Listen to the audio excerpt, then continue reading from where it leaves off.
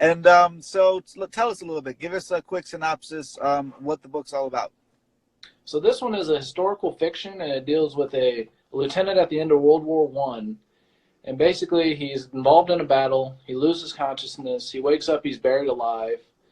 He gets out of that situation, and when he's in the hospital recovering, he ends up figuring out that he's acquired a death letter from a German soldier to the German soldier's lover. And he has to figure out what he wants to do. He has it translated into English because he doesn't read German. And after that, he has to figure out what to do with it. And the big things that are weighing on his mind is all of his soldiers were killed during the battle, so he feels very guilty. He's trying to figure out why he survived and they didn't. And he's also the guy who he got the letter from. He actually ended up killing during the battle, and he figures that out through flashbacks and memories. So he has to decide whether he wants to deliver the letter, burn the letter, or just go home. Gotcha. That sounds like all sorts of fun twists and dramas all throughout there. How'd you do all the research for it? Just kind of, are you naturally a history buff? How did all of that come about? Oh yeah, I love history, and I did a lot of research when I was at Fort Rucker. They have a huge military library there, so I was able to go in, pull out the World War One books, make sure the time period stuff was correct, the cities that I named as far as where they were trying to leave from and come into, and where the headquarters were all accurate. Because with the historical fiction, it's very important that you don't mess up any of the historical facts, or somebody's going to definitely call you out on it. Absolutely. The people that are really into that, like you said, they know the facts themselves. And I think some people that read historical fiction kind of are looking, kind of waiting for somebody to mess up so that they can be like, nope, that was 1862, wrong year. And somebody's trying to snipe you. That's why I kind of went to the end of the war as well. That way I couldn't get too many people to snipe me. And how did you pick that time period? It just kind of, it felt right for the book. Like I said, I know I've heard a lot of authors, sit there and like, well, I got to plot it out. I got to figure out how everything's going to go. It just comes to me. I just, an idea comes. I'm like, this would be the right time period for this book. And so I just felt that it was the best way to do it. And then I've also, like, my next book is Tales of a Toy Soldier, and it's a 3-part series. The first part is called The Corpse, and that one just kind of popped to me. And it's about a young boy who is taken from his home and forced to fight in battles for a corrupt prince. Gotcha. So it definitely sounds like you don't take work home with you at all, so, being that in the Army and you go home and write about Army, huh? All right, yeah, try. I don't know. I'm hoping to branch out soon. I also have a poetry book coming out in the next few months, so a little bit something different. That's completely different, going from killing everybody to poetry. And now that the book's out, are you looking to do anywhere else other than Amazon? Are you looking to sell it on your own, or what are you looking for with that? So at this point, with KDP, if you enroll in their direct program, you get a little bit more exposure, and that's for 90 days. So at least for the first 90 days, I'll look strictly on Amazon. And then depending how the sales go, if it's getting a lot of good return with that, I'll probably just stick with purely Amazon. But if it's not getting as well of returns as I'd like, I'll probably expand. And how are you driving people to Amazon? So I have a Facebook page, which is RC Sprague Writer. I also have my website, which is rcspraguewriter@wordpress.com. Twitter, Instagram, I put ads up daily. I'm going out. I have a couple other author interviews. This is my only live streaming one right now, but I've had a few different type interviews. Gotcha. And I've looked at some of your social media. I've looked at your website and everything like that. What do you think that in the future with your other books that you would do different from what you did before this book came out to kind of build the hype? Probably try to get more interviews lined up beforehand, and also get a few more reviews. I kind of released it at a weird time, I realized afterwards, and there's a lot of competitions and different self-published writer review sites that if you give them 4 to 5 months notice, they can get you reviews prior to. So that'd be something to do next time around. Yeah, the reviews are a real big thing for writers, and it's amazing how hard it is to get people to just write 2 sentences about what they read. Exactly. I mean, even friends and family, you're like, just go write something about me, man. Just say something good, and you're like, where is it? It's the best book you've ever written or read. Yeah, just fluff it up a little bit for me. But as reviews, you touched on a good thing, trying to get them before the book comes out.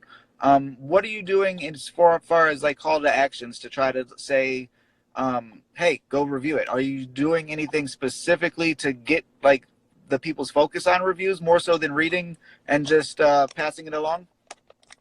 So I'm working on, I've released my first newsletter through my website, and the next one that comes out, I'm going to also put in a section with a review reminder, and there's going to be exclusive. So the other thing I'm trying to do with the newsletter and with my website is try to put an exclusive chapter to an upcoming book. So one of the next series I'm doing is also Suburban Bootleggers, which is about a group of teenage boys who somehow get into the business of running alcohol. So it should be an interesting series, and I'm going to try to put it chapter by chapter in the newsletter. That would get more people involved, and then post a link to reviews for my already published books. Absolutely. And something that I always like to recommend, you touched on a really good idea, opposed to just waiting and putting the book all out as one, kind of giving people those individual little snippets or individual chapters, I think is a great idea. And something that I think that a lot of people should do that aren't really doing it, just because of the ease of how easy it is to get it set up, is to do that same thing like you're doing in the written form, but also start some sort of a podcast or video show or both, to then kind of just every week at noon to know that you're coming on to, even a live stream, just to read off whatever it is that you wrote that week, just to kind of keep people interested and kind of adapt to all different formats, because not everybody likes to read it. They might like to hear it. They might like to watch it. Just getting you into the realm of every way that people like to consume your content. Yeah, no, that's definitely a good idea. I should probably try to put out some kind of video. There'll be a bunch of videos about you after we get all this put together, hopefully. Just kind of that's the nice thing of being that it's a podcast, but I also try to get everything on video, so that way once everything's done, I could save everything and then take the different clips of you talking about different things and put different graphics up and be able to make clips so that you could help promote yourself along with letting everybody else kind of get a quick little snippet of what could happen if you listen to the long form of the podcast, or if we do it on Instagram Live because Google Hangouts doesn't want to work. Always slam them when they don't work. I always give them props when they work great, but whatever reason, Google Hangouts, you failed today. I used to do a Bengals podcast with my best friend, and we always lived, geographically isolated from each other. So yeah, Google sometimes didn't work for us, and it become really frustrating. Yeah, and it's one of those, I'm so much more comfortable with it being a screw up when I'm trying to get to somebody in Japan, but like where you're like, come on, I'm trying to get to somebody in Pennsylvania or Kentucky, like I could go there by the time I got this thing to work. So what made you stop that podcast? Just because you moved and it's harder to watch the Bengals games? It is. I don't get Bengals games until like 3 hours after they're done, because I have the NFL, whatever it is, not Sunday Ticket, but the NFL Live or whatever. So I have to wait till all the 4 o'clock games are done, and that's not until like 10 o'clock in the morning. So by the time I get to work, somebody's already spoiled it for me.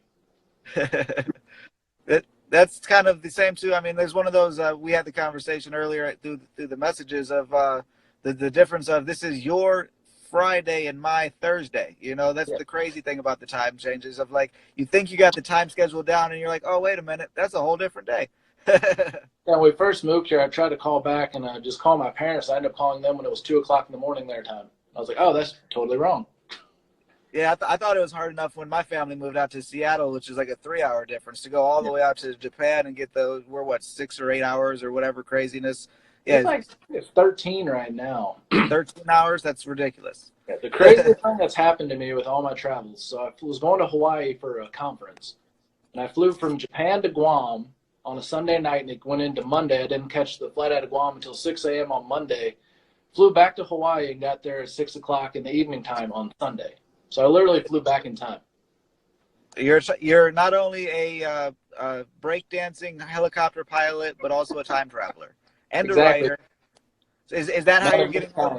Is that really how you did your fact checking? You just figured out how to go far enough back into the time zones, and then you were there. If I take this flight all the way around the world like a million times, I'll get there. Maybe if you just spin the helicopter around 15 times both ways, and then maybe go over the Bermuda Triangle, you'll find it. Yeah, something. So a little bit more about the book. You said it is out now. People could find it on Amazon.com. You mentioned about 12,000 other projects that you've got working, though. When can people start seeing more stuff coming from you? Is it going to be another year? Or are you going to kind of just start pumping stuff out like crazy? What's your plan that way? So hopefully the poetry book, I'm in the process of formatting right now. I will send it to a few agents to see if there's any interest. But once again, you got to wait until you're established from everything I've read. I'm in a lot of different groups and forums and trying to figure out the craft from people who have done it before. So I'll probably give it till around June, and if I haven't got anybody interested to cover it with an agent, then in June or July I'll self-publish the poetry collection, which is the soul behind the mask. It has two different sections. One's more of a dark side poetry, one's more of a light side of poetry. And then my second novel, The Tales of the Toy Soldier, I have a rough draft. I actually have that one completed in a year, so it's a lot better turnaround time than my first book. And I'm hoping to get that to my editor by June or July. Gotcha.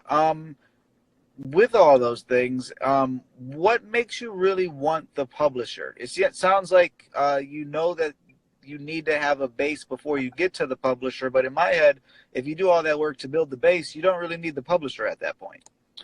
To get into all the bookstores, to get a lot of national publicity, having an agent and then getting with one of the top 5 publishers is the best way to do that. And you're Gotcha. going to see more return on your investment. As far as a self-published person making a lot of headway, it could take 10 to 15 years really to get up to the level where you're going to be on USA Today or Good Morning America or something like that. As opposed to if you have an agent in one of the top 5 publishing houses, you can get there in a couple months.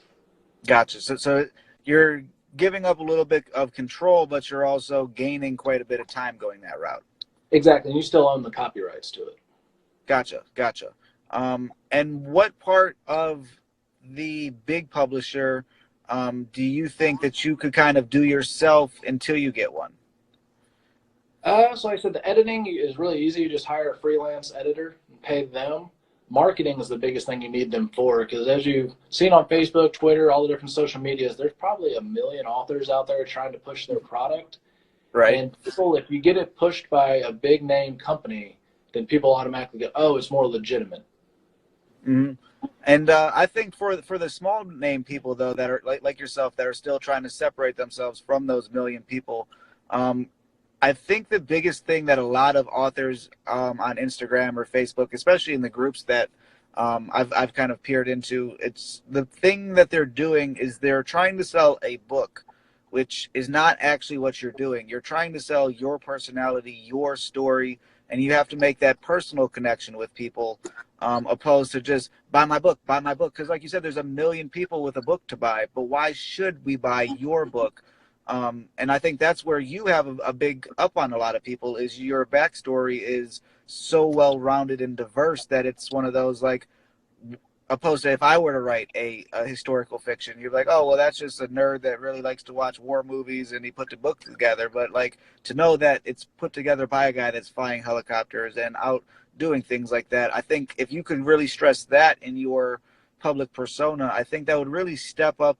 I mean, it's not going to get you 15 years of advances, but I think that will really help you as a brand.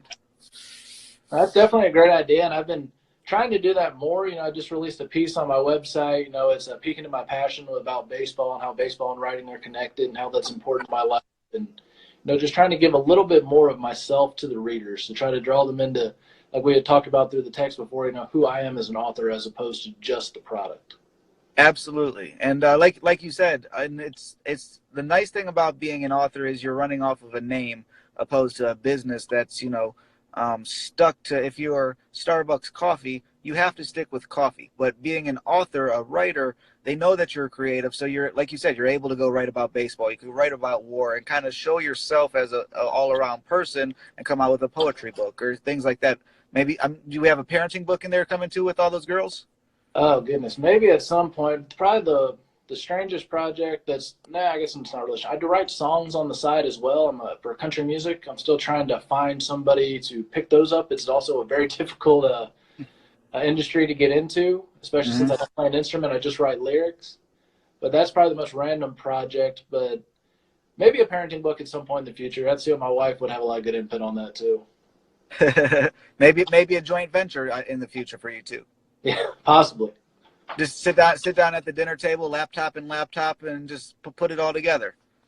Yeah, so it's funny. We've talked about doing our own personal blog because we are polar opposites as parents. We have very different views, we have very different backgrounds. So when it comes to the big topics, we're usually divergent on it, but we find a good middle ground.